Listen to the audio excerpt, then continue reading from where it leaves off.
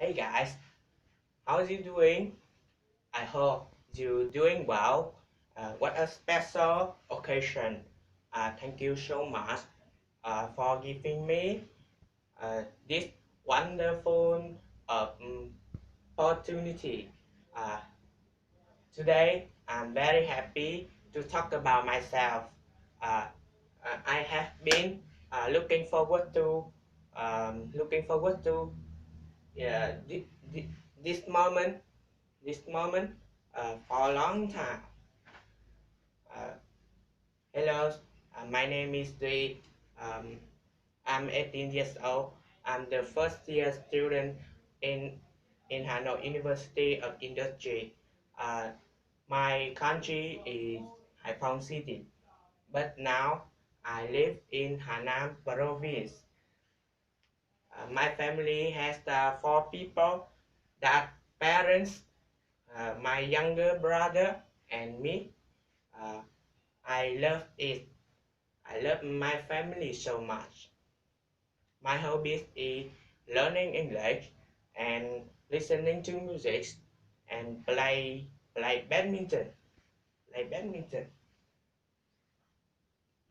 In my free time, I like reading book and watch watch TV or play video game.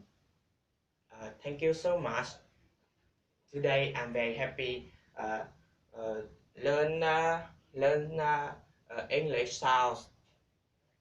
The first sound, the first sound is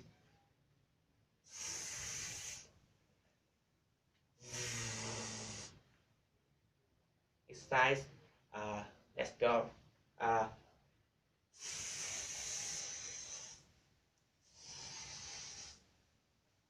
peace, peace, please, please.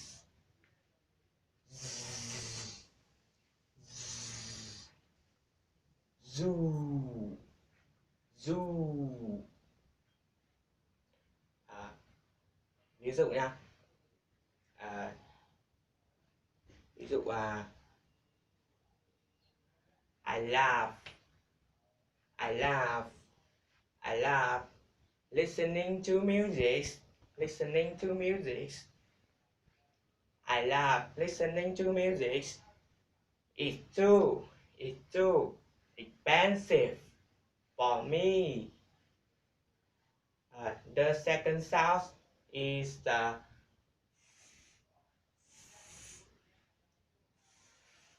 and and âm thứ hai chúng ta có cảm nhận được cổ họng của mình có hơi phần rung rung. Ví dụ phần, phần, phần, vase, vase.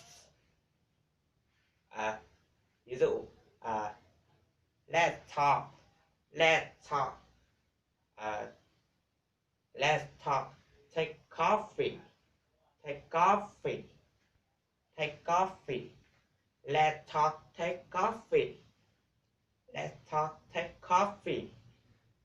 The third sound, the third sound is mm, all, all, all. Đầu tiên là nói chúng ta lưỡi lưỡi chạm vào hàm hàm trên nhá. Ví dụ mm, nine, nine, nine, now, now là all, all, all, all. Ví dụ now I'm going to talk about myself and um, I I feel I I don't now I'm ví dụ là all on the top, on the top, on the top, on the top.